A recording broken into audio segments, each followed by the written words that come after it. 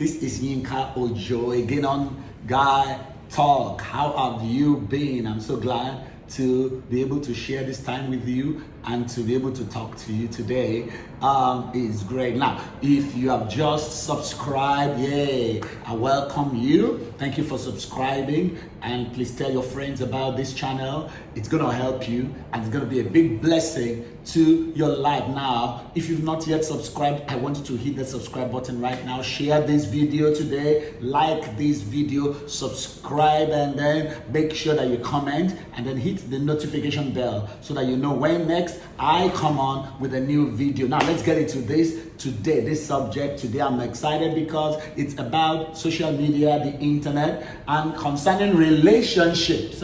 Listen, it's very possible that if you don't understand the power of social media, you could become a victim in the process. So I want to share a few things with you today, and I want you to know that it's one of the biggest, in quote, miracles of modern time is the internet. And out of the internet has come out social media. Today, there are 4.48 billion people, about 4.5 billion human beings on social media actually, and that's like 57% of the human race are on social media in one way or the other. That's a lot of people on social media, and it's very promising when it comes to businesses, economics, and a lot of other things along those lines. Man, you want to get on social media.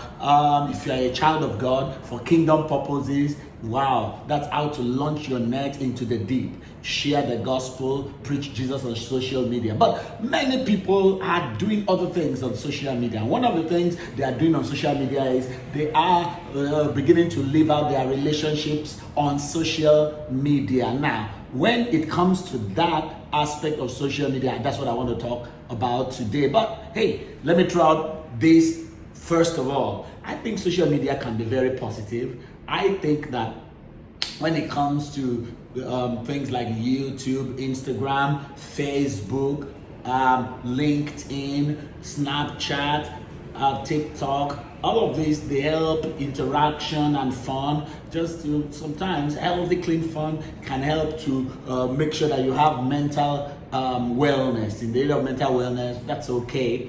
But there are a few things you need to keep in mind. Listen. The first thing is that you need to know that if all you do is run a relationship online, especially for single people, all you do is have a friend. Somebody said that he has a relationship with somebody for 1.5 years and they've never met physically. Then they're in another part of the world. They started it off on the internet. It's still on the internet and all of that. Oh, listen, come get real.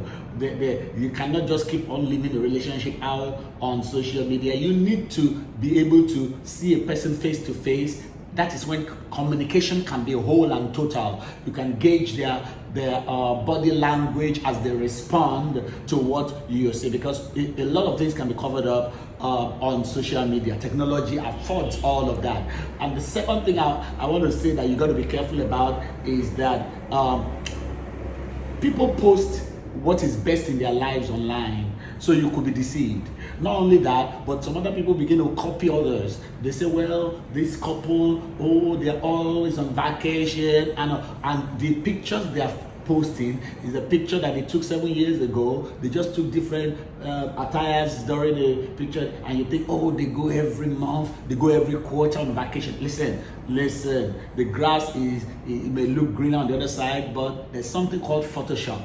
The whole thing might have been Photoshop, it might have been enhanced, it may be faking you. It's a make-believe world out there. So don't let it put pressure on your own relationship when people are just showing off how nicely they're in love, Romeo and Juliet all the time on social media.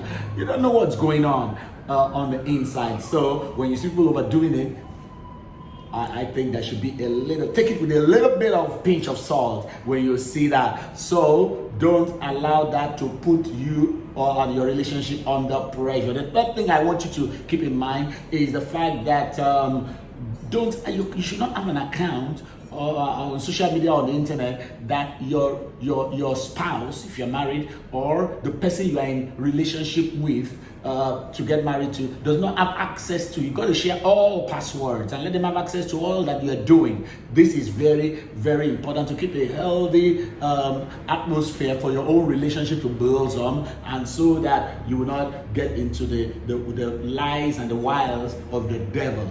All right. Another thing I want to say is that I'm seeing a trend nowadays where people are using social media to vent and to rant and to settle scores with the person they're in a relationship with.